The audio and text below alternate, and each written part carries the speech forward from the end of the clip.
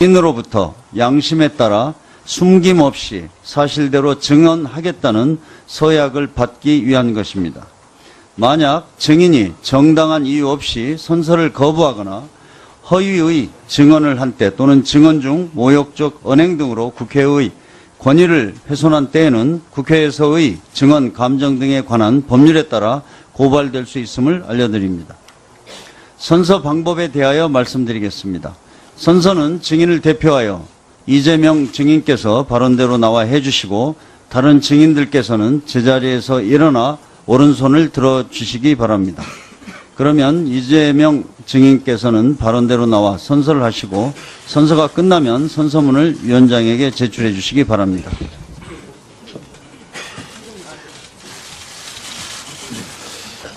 본인은 국회가 실시하는 2016년도 국정감사와 관련하여 환경노동위원회에서 증언을 함에 있어 국회에서의 증언, 감정 등에 관한 법률 제7조의 규정에 의하여 양심에 따라 숨김과 보탬이 없이 사실 그대로 말하고 만일 진술이나 서면 답변에 거짓이 있으면 위증의 벌을 받기로 맹세합니다. 2016년 10월 13일 경기도 성남시 성남시장 이재명.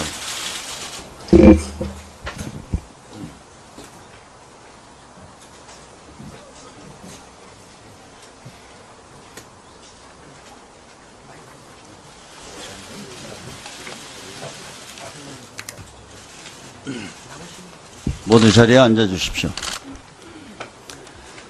다음은 증인 및 참고인 신문 순서입니다. 신문 시간은 7분으로 하겠습니다. 먼저 하태경 위원 신문해 주시기 바랍니다. 예, 먼저 우리 어려운 자리에 바쁘신데 이재명 시장님 나와주셔서 감사의 말씀을 드리고 첫 질의자로서 환영의 말씀을 드립니다.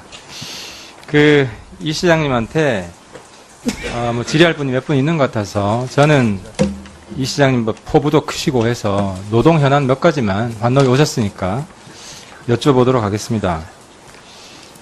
첫 번째는 현대차 파업 관련 건인데요. 현대차 파업 뭐 다른 노조에 대해서는 여야 간에 바라보는 시각차가 조금 있을 수 있는데 현대차 파업에 대해서는 환노위에서 여야 구분 없이 상당수 의원님들이 이런 인식에 동의를 하고 있습니다. 제가 좀 읽을 텐데요. 오늘 언론에 나온 겁니다.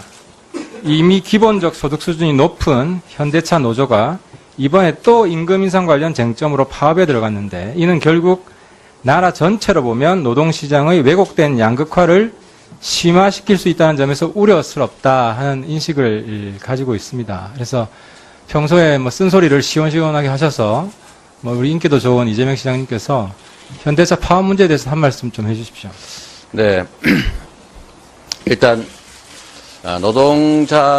노동자분들에 대해서 정규직 노조와 비정규직의 소득 수준이나 차별이 상당히 큰 상태인데 이 문제를 해소해야 된다는 점은 동의합니다만 해소의 방식이 지금 저임금 노동자들, 비정규 노동자, 또 비조직 노동자들의 처우를 개선하는 방향으로 이 불균형을 해소해야지 그나마 생산성 증가율에 합당한 정도의 임금을 받고 있다고 평가되는 조직된 정규직 노동자들에 대해서 그걸 억압함으로써 하향 평준화하는 건 옳지 않다고 생각합니다.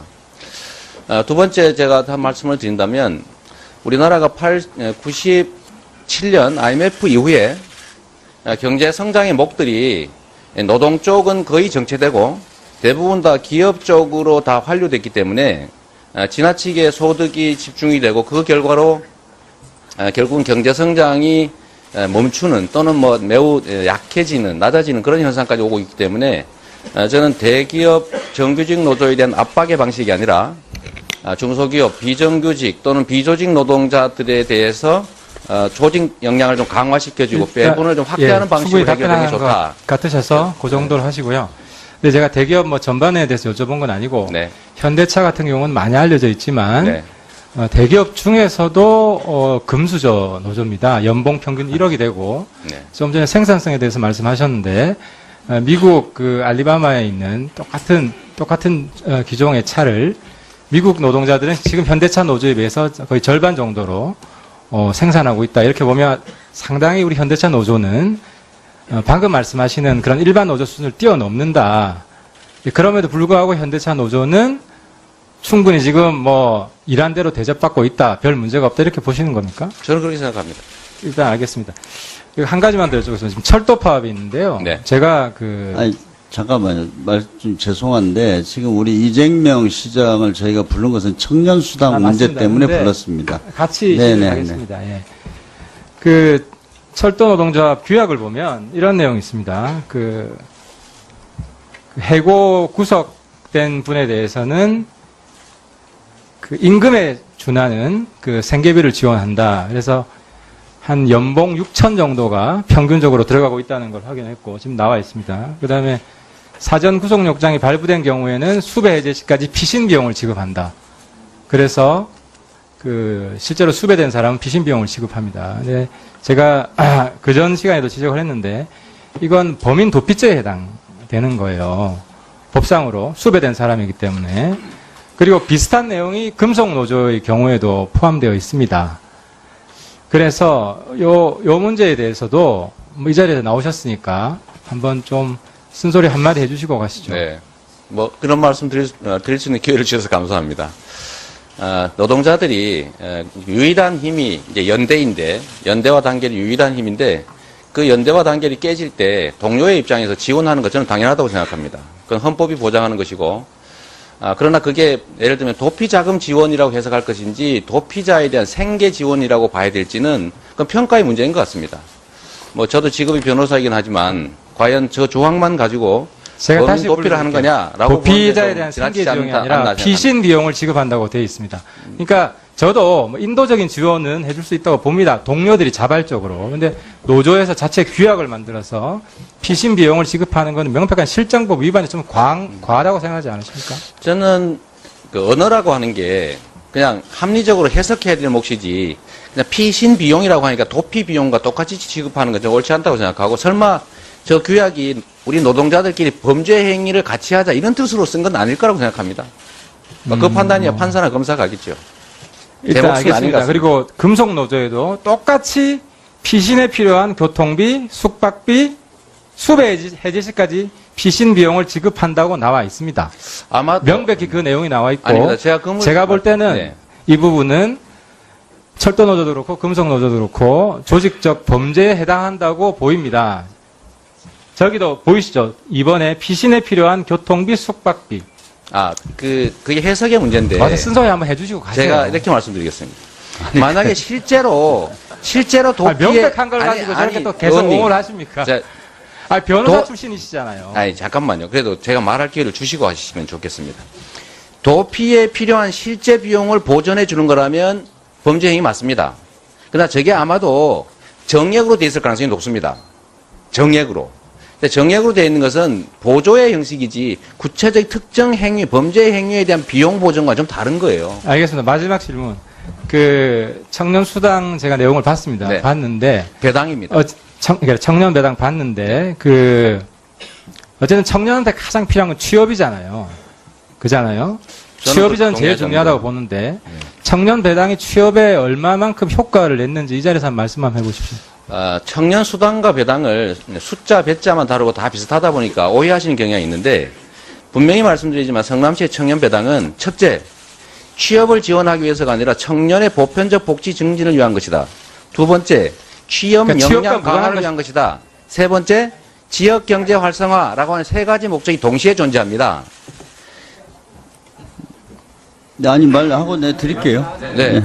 그래서 성남시는 특정한 취업 활동을 지원하기 위해서 청년 배당 정책을 취하는 게 아니고 기본소득의 부분적 형태로 아까 말씀드렸던 청년의 복지 향상, 두 번째 취업 역량 강화, 그러니까 알바 이런 거 안 하고 학원이라도 다닐 수 있게, 세 번째 상품권을 지급함으로써 지역 경제 활성화에 기여한다. 이 세 가지의 목적이 동시에 존재하기 때문에 오로지 취업이 가장 중요하고 이 정책의 목적이 취업 아니냐라고 하는 건 제가 보기엔 질문 자체가 조금 벗어난 것 같습니다.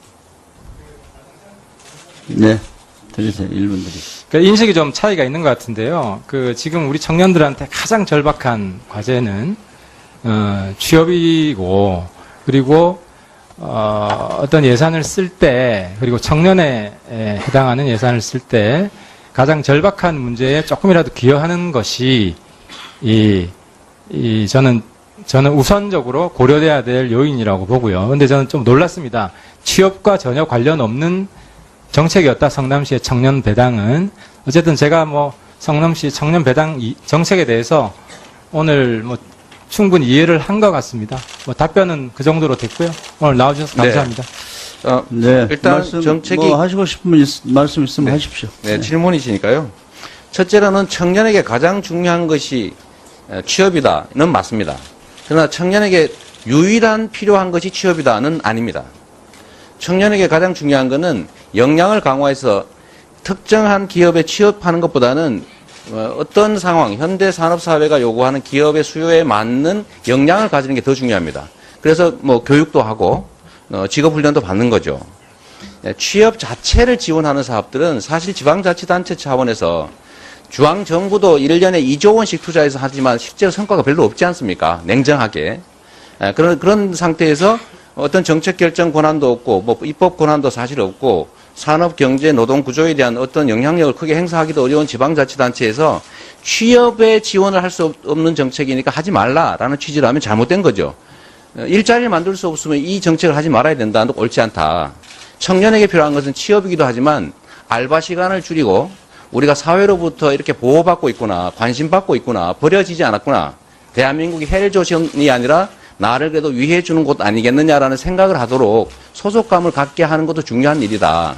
그리고 거기 더해서 복지 지출을 한다면 현금으로 줘서 딴 데 가서 막 써 없애거나 또는 저축하거나 하는 것보다는 한 번이라도 반드시 지역 소상공인들, 골목상권, 재래시장에 쓸 수 있게 상품권 형태로 지급하는 게 이중의 정책 목표를 이룰 수 있다라고 해서 한 게 저희 성남시의 청년 배당입니다. 이거를 취업 지원 정책이라고 이해하시는 것은 청년 수당과 약간의 오해가 있는 것 같습니다.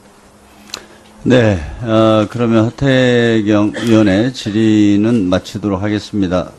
아마 이재명 시장께서 다른 일정 때문에 좀 저희가 양해를 했습니다. 그래서 다른 위원님들 질의하실 분들은 이재명 시장에게 질의하실 분들은 다 하시고 없으시면 귀가하도록 그렇게 하겠습니다. 네, 신보라 의원 질의하십시오. 지금 하라고요? 아니죠, 이재명 시장. 아니요. 지금 먼저 하십시오. 네. 먼저 그렇게 간사간에도 양해를 했습니다. 네. 해주셨으면 좋았을 것 같습니다. 네. 네, 이재명 시장께 질의드리겠습니다. 그럼 7분인가요? 네. 성남시 거주 24세 지급된 청년 배당이 어떻게 사용되고 있는지 찾아보니까 SNS상에서 상품권을 현금화하거나 연인과 데이트, 자전거 구입, 가방 구입, 블루투스 구입 이런 것들이 사례들이 발생됐습니다. 물론 일부의 사례일 수 있습니다. 본질은 이렇습니다. 국민들이 피땀 흘려 번 좋은 사회 서비스 하라고 세금으로 내는 건데 사회 서비스에도 좋은 방식이 있다는 거죠. 그런데 왜 청년을 이렇게 의심하게 하는 행정 서비스를 하느냐 이것입니다. 청년 배당 상품권 물론 받는 사람이야 좋습니다. 하늘에서 뚝 떨어지는 돈이니 누가 안 좋아할 리가 있겠습니까? 그런데 이거 아십니까 시장님? 내가 하는 무상복지다 대대적으로 홍보하고 계시지만 이 24살 청년들에게 준 돈 어떻게 보면 25살 청년들에게는 내가 첫 일자리를 갖고 열심히 일해서 본 돈으로 나가는 세금일 수 있다는 겁니다. 왜 청년층의 분열을 조장하는 행정 서비스를 하느냐라는 이야기고요. 그리고 무상복지라고 천명하시는데 어떤 인터뷰에서 복지는 공짜가 아니다라고 말씀하셨습니다. 그렇습니다. 공짜 아니죠. 세금으로 내시는 홍보하시는 거죠. 그러니까 무상복지라고 하는 이 홍보잔치도 그만두셔야 할 것 같습니다. 그리고 사회서비스, 좋은 서비스 있다고 말씀드렸는데요. 좋은 사회서비스라고 하는 건 명분, 목표, 그거에 대한 달성 효과들이 명확한 사업을 좋은 사회서비스라고 말할 수 있습니다. 하지만 돈을 지급하는 방식은 어떻게 보면 가장 쉽게 떠올릴 수 있는 행정 서비스입니다. 만약 이게 가장 좋은 사회 서비스라고 한다면 실상 우리나라 공무원도 다 필요 없습니다. 세금 다 걷어서 그냥 나눠주는 공무원 몇 분만 있으면 되니까요. 정말 청년들이 꿈꾸고 일하기 위해 고안한 가장 효과적인 행정 서비스라고는 생각되지가 않습니다. 오히려 청년들 취업 역량 강화를 위해서 필요하다고 배당 말씀하셨는데요. 취업 역량을 강화하기 위한 좋은 사회 서비스를 얼마든지 구현할 수 있습니다. 뭐 매칭 서비스든 컨설팅이든 뭐 전담 콜센터 등을 만들 수도 있고요. 이런 좀 머리를 좀 더 써서 고민하는 행정 서비스를 구현하는 것이 더 옳지 않겠습니까? 네. 네, 제가 말씀하십시오. 될까요? 네. 좋은 지적이시라고 생각합니다. 근데 우리 신보라 의원님한테 제가 이 말씀을 꼭 한번 드리고 싶습니다. 좋은 정책이 있으면 저한테 주십시오. 제가 하겠습니다. 지금 이것보다 더 나은 정책이 있으면 제가 하지요. 제안 주시면 고맙겠고요. 대한민국 정부에서 과연 청년들의 복지 향상이나 아니면 취업 지원을 위해서 실제 뭘 했느냐. 과연 청년들이 과연 기성세대보다도 더 나은 옛날로 치면은 그야말로 젊어서 고생은 사서도 해도 괜찮은 그런 세대냐. 우리 신보라 의원님은 의원님 되셨으니까 이미 기득권 사회에 들어오셨죠. 그러나 분명하게 말할 것은 대한민국 사회에서 청년들은 이미 역사상 가장 어려운 취약계층이 되고 말았습니다. 기성세대도 그렇게 생각합니다. 신규 세대, 청년 세대도 이미 우리는 아버지 세대보다 더 상황이 나쁠 거라고 생각하죠. 그런데 여기에 대해서 우리 정부에서 또는 국가 차원에서 한 정책들은 실제 뭐 2년 동안에 어디 뭐 취업을 하면 한 달에 50만 원씩 지원하는 뭐 그런 정책들도 해봤고 여러 가지 정책을 했습니다만 청년들이 대한민국을 헬조선이다 탈출하고 싶다고 말하는 이 현상은 결코 개선되지 않았거든요. 더 나빠졌습니다. 그 부분은 다 공통적인 잠깐만요. 내용이니까요. 그래서 성남시는 청년들 위한 정책을 뭔가는 해야 된다고 생각했습니다. 제가 분명히 말씀드릴 거는 정부는 서민 증세하고 국가 빚 늘려가면서 복지들 축소해 갔지만 성남시는 정해진 세금 잘 관리해서 빚 갚고 정부 지원 받지 않고 그 빚내지 않으면서 세금 아껴서 새로운 복지 정책을 만들었고 그 중에서 노인복지, 그다음에 보육복지, 교육복지 이런 거 다 하고 난 마지막 단계에 청년복지로 이거 청년배당 시작했거든요. 그런데 네, 만약에 간단하게 저희가 답변해 예산을 주셨죠. 아껴서 네. 예산을 아껴서 그러면 정부에서 하는 것처럼 4대강처럼 강연합하고 또는 자원 얘기한다고 마구 그런 논지를 낭비하고 흐리는 또는 답변이시고요. 방위비리처럼 간단한 쓸데없는데 한마디로 돈 정리해 쓰고 주십시오. 하는 것보다는 이 아낀 돈을 국민들한테 우리 세금 내는 국민한테 되돌려주는 게 잘하는 거라고 생각하거든요. 그러니까 되돌려주는 그리고 방식이 현금으로 되돌려준다는 게 좋은 방식에- 행정 서비스는 아니지 않습니까? 제가 그 이 말씀 정도로 아까 질문하신 답변 거를 지금 듣겠습니다. 제가 답변하고 있는 중이에요. 써놓고 순서대로. 그 말씀. 그러니까 그러면 왜 하필 현금을 주는 거냐? 현금을 주지 않고 청년들에게 실제로 제 도움이 질의 되는 순서, 정책을 제 질의 순서에 원래 뒤에 말씀드리려고 했던 걸 지금 다 배려를 질문하신 하셔서 걸 제가 하는 답하는 거니까요. 아까 저는 질문을 엄청나게 많이 했잖아요. 그래서 제가 질의 끝에 답변을 드리려고 요구했던 그래요? 건데 제 그럼 질의, 이따가 시간이 하겠습니다. 없어지니까요. 이따가 하겠습니다. 네, 그렇게 하겠습니다. 참고인 질의 좀 드릴게요. 시간을 너무 많이. 신보라 위원께서는 제가 시간을 나중에 또 드리겠습니다. 나머지 시간을 네. 한 2분을 더 드릴 테니까요. 나중에 쉬었다 하셔도 되고 어쨌든 네. 질의 제가 더 드리겠다고요. 아니 왜 그러냐면 아까 저희 회의 시작 전에 간사들끼리도 이재명 증인에 대해서는 먼저 저 질문하실 의원님들이 다 하고 먼저 보내고 나서 그다음 또 진행하자 이렇게 했습니다. 그래서 질의한 시간만큼은 보다 더 많은 답변 시간을 지금 갖고 제가 너무 충분하게 편하게 배려하겠습니다. 말씀을 해서 충분하게 제가 시간 답변을 드리겠습니다. 하는 건 답변 시간은 제가 질의한 시간보다 지금 더 많은 시간을 쓰시고 답변하고 계시지 않습니까? 근데 4대강이 어쩌고 저쩌고 논점을 흐리는 방식으로 논점 답변하지 흐리는 게 마시고요. 아니라 제가 아낀 예산을 좋은 행정 어디다 서비스 쓸까를 하라는 물어본 거예요. 것과 네, 예산 자, 아껴서 이렇게 어디다 하시죠. 쓸까요? 1분 안에 정리해서 말씀해 주십시오. 네. 네. 네. 네. 저기 하고 일본이- 나중에 5분 더 드릴게요. 네. 다른 참고인 할 때는 5분 더 드리겠다고요. 네. 그러니까 네, 일단 마무리를 해 주십시오. 네, 이재명 제가 증인에 답변할 대해서는. 시간을 위원장님께서 정해 주실 테니까요.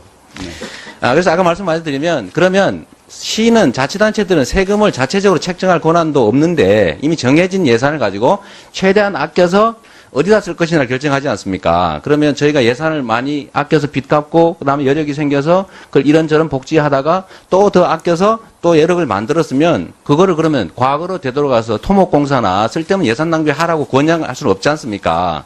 그래서 그거를 저희가 기존에 꼭 필요한데 노인복지, 보육복지, 교육복지, 장애인복지 다 하고 난 다음에 그 다음 순위로 뒤에 밀려있던 새로운 복지들을 한 거예요.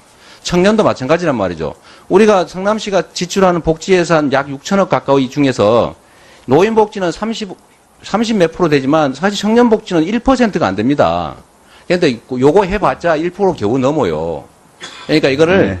왜 현금을 주느냐 할 게 아니라 현금을 주지 않는 다른 방식들이 정말로 유용한 방식이 있으면 그걸 안 할 리가 없지 않습니까? 그러나 이 현금을 지원하는 그것도 지역 상품권을 지원해서 지역 경제에 도움을 주는 방식은 청년도 만족하고 지역 소상공인들도 다 만족하는 정책이기 때문에 저한테 왜 현금을 주냐라고 만약에 말한다면 또 깡 왜 하게 만들었냐 이렇게 말씀하시는데 현금 주는 것보다는 지역 상품권을 줘서 한 바퀴라도 반드시 더 회전하게 하는 거 더 잘하는 거잖아요. 거기서 생기는 약간의 부작용을 가지고 마치 침수봉도에서 이게 심각한 문제가 있는 것처럼 하는 건 저는 옳지 않다고 생각하고요. 네, 마지막으로 이제 마무리를 해주십시오. 네, 마지막으로 이걸 제가 홍보수단으로 썼다고 말씀하시는데 이거 홍보수단으로 쓴 게 아니고요. 복지 지출을 한 겁니다.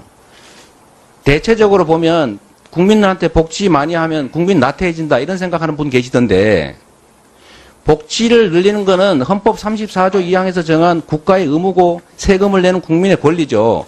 필수 비용을 최소한으로 줄여 쓰고 최대한으로 아껴서 국민의 삶을 개선하는 데 지출하는 건 칭찬받아 마땅한 일인데 제가 왜 이걸 가지고 포퓰리스트니 이런 비난을 받는지 저는 이해가 전혀 되지 않습니다. 네. 이상입니다. 자, 우리, 네. 네. 그런 내용으로 우리 말씀하시는 신보라 위원님의 질의는 마치도록 하고, 이재명 증인에 대해서 질의하실 위원님 계십니까? 네, 안 계시면, 귀가하도록 하겠습니다. 네, 수고하셨습니다. 네. 다음은 등에 관한 법률 제7조의 규정에 의하여 양심에 따라 숨김과 보탬이 없이 사실 그대로 말하고 만일 진술이나 서면 답변에 거짓이 있으면 위증의 벌을 받기로 맹세합니다. 2016년 10월 13일 경기도 성남시 성남시장 이재명.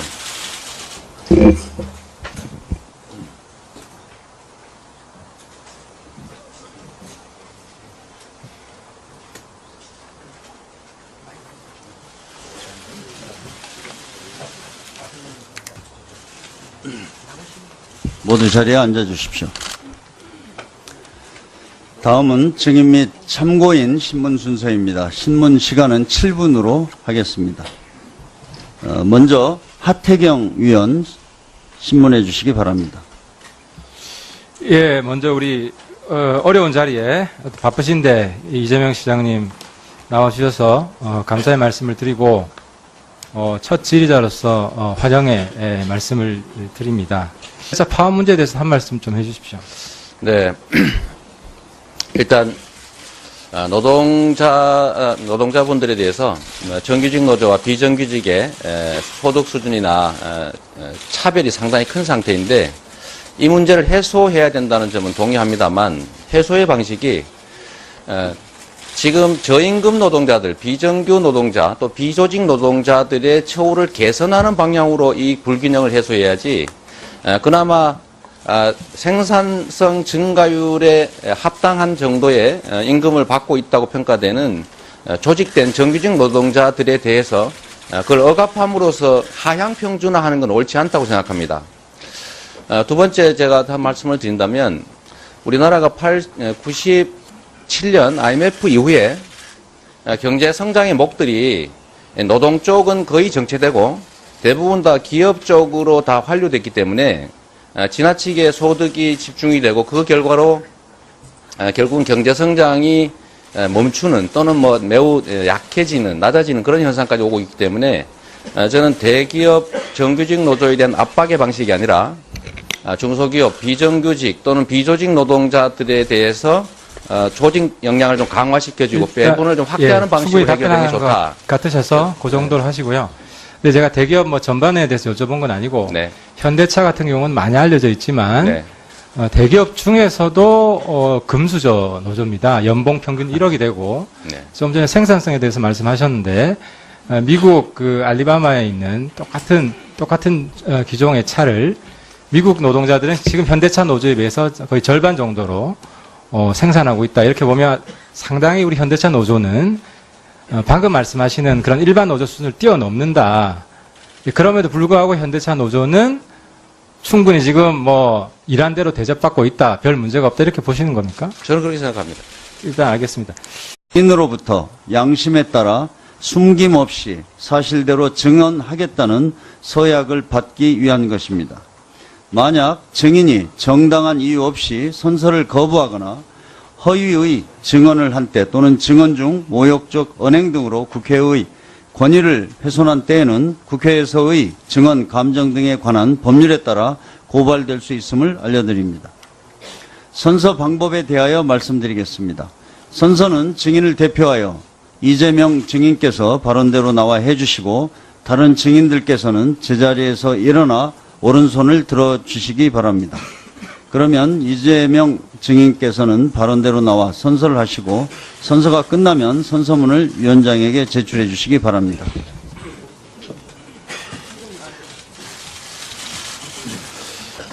본인은 국회가 실시하는 2016년도 국정감사와 관련하여 환경노동위원회에서 증언을 함에 있어 국회에서의 증언, 감정 이 시장님한테 뭐 질의할 분이 몇 분 있는 것 같아서 저는 이 시장님 뭐 포부도 크시고 해서 노동 현안 몇 가지만 환노에 오셨으니까 여쭤보도록 하겠습니다. 첫 번째는 현대차 파업 관련 건인데요. 현대차 파업 뭐 다른 노조에 대해서는 여야 간에 바라보는 시각차가 조금 있을 수 있는데 현대차 파업에 대해서는 환노위에서 여야 구분 없이 상당수 의원님들이 이런 인식에 동의를 하고 있습니다. 제가 좀 읽을 텐데요. 오늘 언론에 나온 겁니다.